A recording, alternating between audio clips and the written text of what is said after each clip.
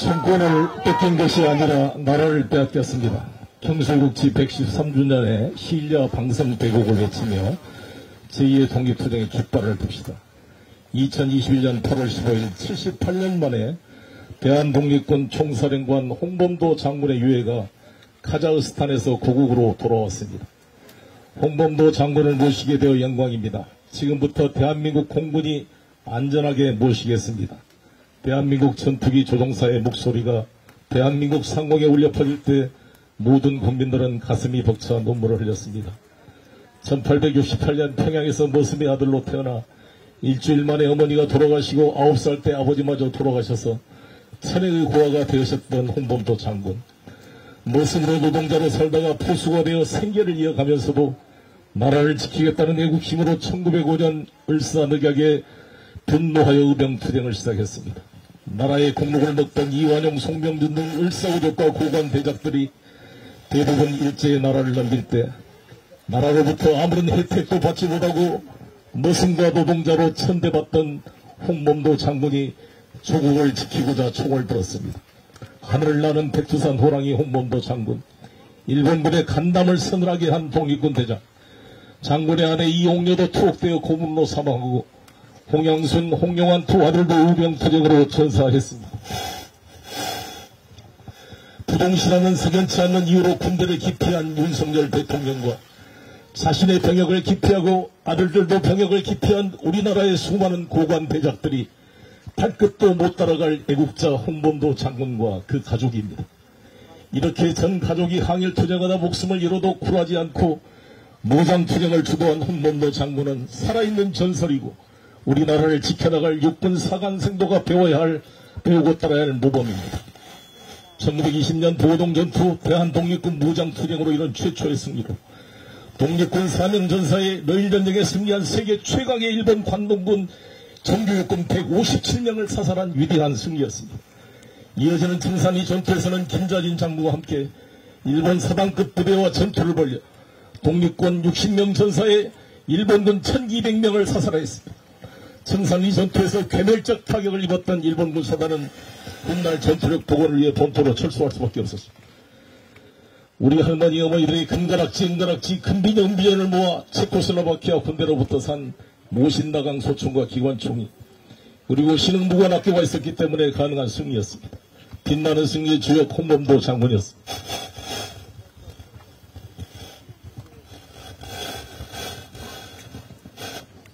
놀라운 승리가 길이길이 대한민국 국군의 빛나는 승리 역사로 기록되어야 합니다. 1937년 김일성 부대가 함경남도 해상군 보천보 주대소를 습격해서 민간인 2명 사망 후에 추격하는 일본 경찰 7명을 사살할 정도의 소규모 전투를 한 바 있습니다. 북한은 이를 대대적으로 홍보하여 보천보 혁명 유적지를 만들고 보천보 학군도 만들어서 성대한 기념을 하고 있습니다. 대한민국은 과연 봉오동 천산리 전투를 북한의 보천보 전투 기념하듯이 기념하고 있습니까?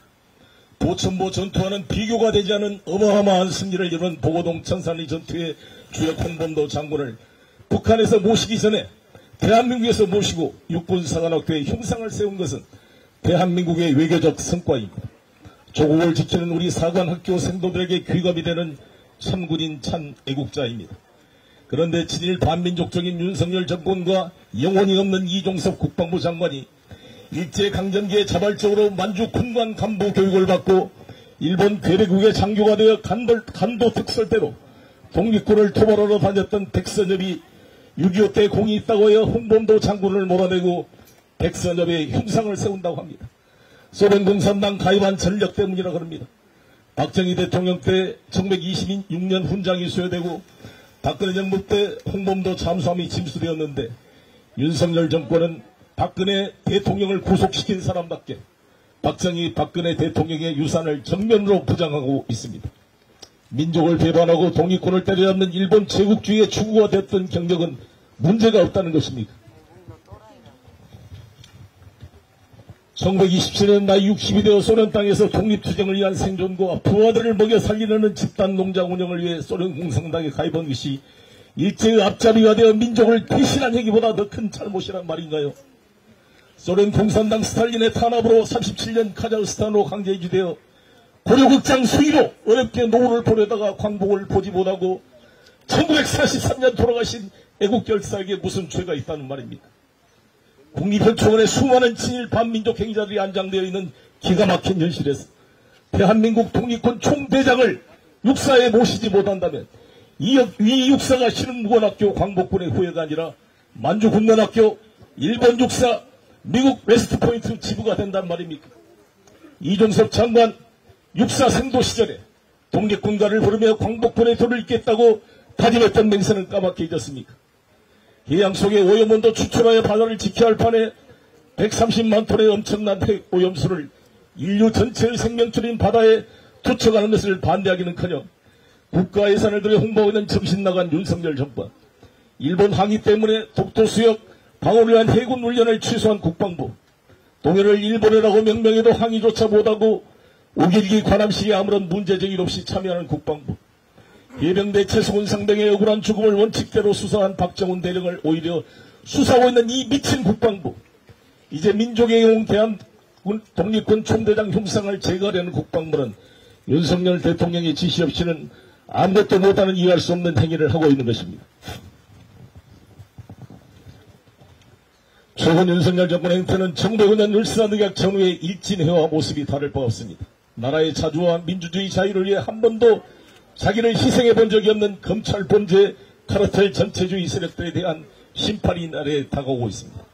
민주세력이 다시 집권하게 되면 즉각 홍범도 장군의 흉상이 철거되더라도 원상 회복될 것이며 홍범도 장군 흉상 철거 작업에 관여한 모든 자들에 대한 정치적 법적 책임을 묻게 될 것입니다. 전 국민 여러분의 제2의 독립운동 참여를 호소드립니다. 감사합니다.